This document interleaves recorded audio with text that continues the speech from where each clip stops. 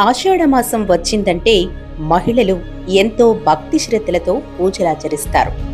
దేవతామూర్తులు శాకాంబరిగా దర్శనమిచ్చి భక్తులకు కనువిందు కలిగిస్తారు. కాకినాడ జిల్లా తుని మండలం తలుపులమ్మ అమ్మవారు శాకాంబరిగా అవతారమెత్తారు. ఆషాఢమాసం సందర్భంగా లోవ తలుపులమ్మ అమ్మవారు శాకాంబరిగా భక్తులకు దర్శనమిచ్చారు. దీంతో ఆలయానికి భక్తులు పోటెత్తారు. ఆషాఢమాసం కావడంతో ఉభయ తెలుగు రాష్ట్రాల నుండి సుదూర ప్రాంతాల నుంచి భక్తులు అమ్మవారిని దర్శించుకునేందుకు తరలివచ్చారు. ప్రతి ఆషాఢమాసంలో జరిగే అమ్మవారి ఉత్సవంలో భక్తులు భారీ సంఖ్యలో పాల్గొంటారు. తుని పరిసర ప్రాంతాల రైతులు తాము పండించే పంటలను, కూరగాయలను అమ్మవారికి అలంకరణగా అందజేస్తారు.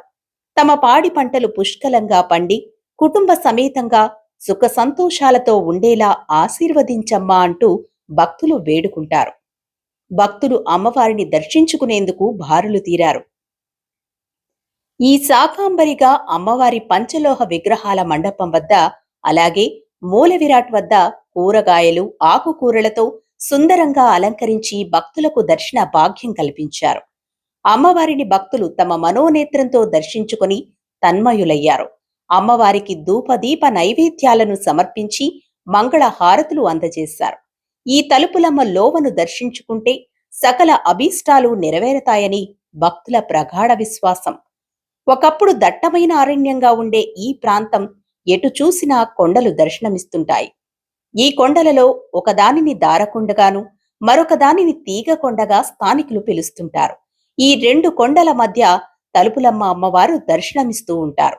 తలుపులను నెరవేర్చే అమ్మవారు కనుక తలుపులమ్మగా ప్రసిద్ధి చెందినట్లు స్థల పురాణం చెబుతోంది. పచ్చని ప్రకృతి ఒడిలో ఆహ్లాదకరమైన వాతావరణంలో కొలువైన ఇక్కడి అమ్మవారిని దర్శించడం ఒక అనిర్వచనీయమైన అనుభూతిని కలిగిస్తుంది. ప్రాచీన కాలంలో అగస్త్యముని ఈ ప్రాంతం సందర్శించారని చెబుతారు. సంధ్యావందనం చేసుకోవాలనుకోగా ఎక్కడా నీటి జాడ కనిపించలేదు. దాంతో ఆయన జగన్మాతను ప్రార్థించగా కొండపైన పాతాళగంగ పొంగిందట. సంధ్యావందనం పూర్తి చేసుకున్న అగస్త్యుడు ఆ ప్రాంతంలోనే కొలువై ఉండమని అమ్మవారిని కోరతాడట. ఆయన అభ్యర్థన మేరకు అమ్మవారు ఇక్కడే కొండ గుహల్లో కొలువుదీరారు. కాలక్రమంలో అమ్మవారు భక్తుల కోరికలను నెరవేరుస్తూ తలుపులమ్మగా పూజలందుకుంటోంది.